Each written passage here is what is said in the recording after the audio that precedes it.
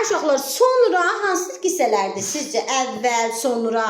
Əsas və köməkçilik hissəsi. Əsas hissəsi olaraq zaman zərfi, köməkçilik hissəsi olaraq isə qoşma. Qoşma, zaman məzmununu qoşma.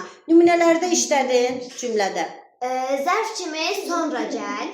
Nə zaman gəl? Sonra, əvvəl, tez-tezdən suala cavab verirsə, zərf. Ayrılıqda, müstəqil şəkildə suala cavab verirsə, zərf. Ondan əvvəl gələn söz də qoşularaq suala cavab verirsə, bu deməli qoşmadır. Afərin. Məsələn, məndən sonra gəl. Məndən sonra gəldi. Nə zaman gəldi? Məndən sonra. Birlikdə qoşma xüsusiyyəti odur ki, sözə qoşularaq həm onu ilə birlikdə suala cavab verir, həm də onu ilə birlikdə cümlə üzvü olur qoşma. Aysun, bəs bəri sözünü hansı hissələr kimi işlədərsiniz? Yenə yer zərfi kimi və zaman qoşması. Bəli, yer zərfi kimi və zaman qoşması. Məsələn, yer zərfi kimi necə işlədərsiniz? Bəri gəl. Bəri gəl. Hara?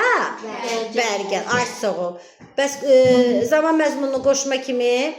Axşamdan bəri yatıb qalmışdı. Ay sağ ol. Nə zamandan yatıb qalmışdı?